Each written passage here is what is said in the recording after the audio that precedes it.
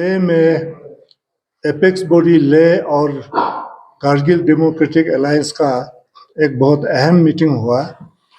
इसमें हमारे भारत के गृह मंत्री अमित शाह साहब 30 तारीख को लद्दाख तशरीफ ला रहे हैं और इस बारे में डिटेल में हमारे बीच में चर्चा हुआ और हमने सबका यही राय था कि जब गृह मंत्री खुद लद्दाख आ रहे हैं तो हमारे जो इश्यूज हैं होम मिनिस्ट्री के साथ उनके ऊपर कोई मीनिंगफुल डायलॉग होना चाहिए लेह में। और ये शुरू में अमित शाह साहब ने खुद कहा था कि वो कभी कभी खुद एसपीसी के मीटिंग को हेड करेंगे और लद्दाख में भी आके मीटिंग करेंगे। तो ये बहुत ही अच्छा मौका है हमारे लिए अगर अमित शाह साहब खुद यहाँ पर एक मीटिंग ले जबकि वो लेह में है। और जो 22 मई का जो मीटिंग जो गवर्नमेंट ने अभी अनाउंस किया है वो है सब कमेटी का, जो कि हम नहीं समझते हैं कोई बहुत मीनिंगफुल होगा क्योंकि सब कमेटी में बहुत कम लोग होते हैं और उसमें डिसीजन ज़्यादा बड़े डिसीजन लिए नहीं जाते हैं। तो हमारा जो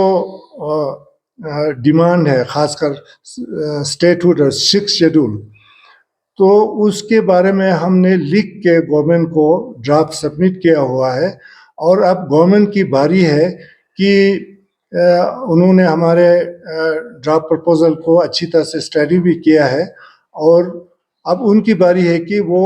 क्या इसके बारे में उनका सोचना है और वो क्या ऑफर करना चाहते हैं। तो ये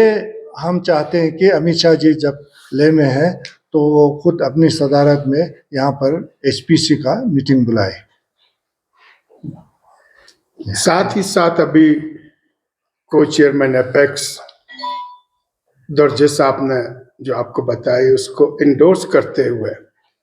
और उसको फुल्ली सभी मेंबर्स जितने भी हैं कोर कमेटी के केडीएन एपेक्स के इसके साथ देते हुए एक और बात को भी मैं यहाँ पे थोड़ा एलिब्रेट करके बताना चाहता हूँ। वो ये है कि जिस तरीके से अमित शाह जी ने एमएचए ने हमारे मशहूर एजुकेशनिस्ट एनवायरमेंटलिस्ट और लद्दाख के हीरो सोनम वांगचुक जी से जो केस इन्होंने इलीगल केस एनएसए का इन पे लगा के और तकरीबन 6 महीने लगे इनको ये पता चलने में कि वो सारी चीजें बेसलेस थी और उन्हें रिवोक करना पड़ा और आखिर अल्टीमेटली इन्होंने रिवोक किया। हम अमित शाह जी से अभी जो सरिंग साहब ने बताया उसके साथ ही साथ ये एक्सपेक्ट करते हैं जो हमारे 80 डिटेनीज हैं जिन पे डिफरेंट सेक्शंस डिफरेंट धाराओं के तहत और बहुत ही गंभीर धाराएं देख के अभी भी इनका केस है, वो सारी धाराएं वो सारे केसेस रिवोक करके वो विड्रॉ करें और डिग्निफाइड तरीके से इनको भी इनके सर से जितने भी इल्जामात हैं वापस ले लें ताकि पूरी लद्दाखी आवाम को ये मैसेज जाए जो 24 सितंबर को हुआ वो गैर कानूनी था, उसका कोई जवाब नहीं था और वो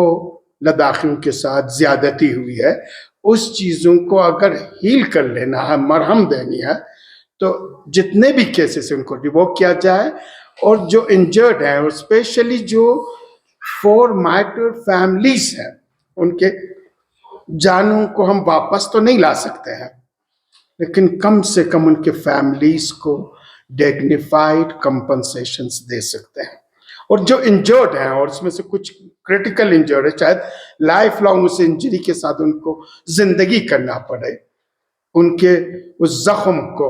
उनके दिलों पे जो चोट लगी है उससे कुछ नहीं किया जा सकता है लेकिन कम से कम एमएचए जो कर सकते हैं, ऑनरेबल होम मिनिस्टर साहब जो कर सकते हैं वो एक डिग्निफाइड कंपनसेशन उन सारे इंजर्ड्स को, मार्टर्ड फैमिलीज को और जो डिटेनीज है उनसे केस रिवोक करके ये चीजें कर सकते हैं। और इन्हीं चीजों पे अभी हमारी 3rd पे डिस्कशंस हुआ जो अभी सिंह साहब ने कहा और जो अभी मैं आपको बताने चाह रहा हूं, और यही पैगाम, यही मैसेज हम आपके जरिए ऑनरेबल होम मिनिस्टर साहब को देना चाहते हैं और यही हम उनसे तवक्को भी रखते हैं। तो आपका अगर कोई क्वेश्चंस हैं तो आप बता सकते हैं। सर, जिस तरह का डिस्ट्रिक्ट अनाउंसमेंट आया है उसको क्या सोचते हैं? डिस्ट्रिक्ट तो मेरे ख्याल से कई साल पहले अनाउंस हुए थे, और जब ये डिस्ट्रिक्ट अनाउंस हुआ था तो हम लोग होम मिनिस्ट्री में हमारा एचपीसी का मीटिंग था। हमने पूरे लद्दाख के अवाम की तरफ से गवर्नमेंट को शुक्रिया अदा किया था, और ये बात अब बहुत पुराना हो चुका है।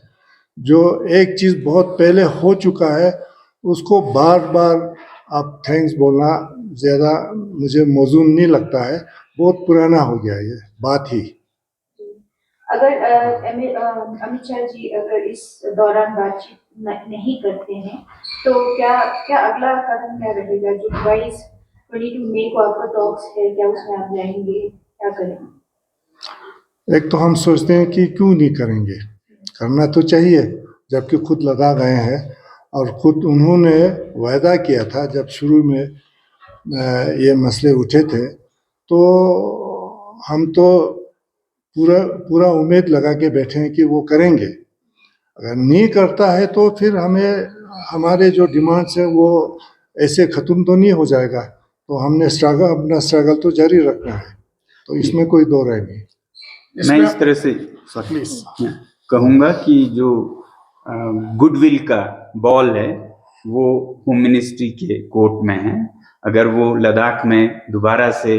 ट्रस्ट, विश्वास जगाना चाहते हैं, गुडविल लाना चाहते हैं, आगे बढ़ना चाहते हैं, तो ये तो बहुत छोटी सी बात है। 2 दिन के लिए आ रहे हैं तो 2 घंटे का मीटिंग ना हो तो ये मैसेज बहुत गलत जाएगा लोगों में कि उनके लिए इतना वक्त नहीं है कि जहां लद्दाख को जख्म है वहां महरम कर पाए।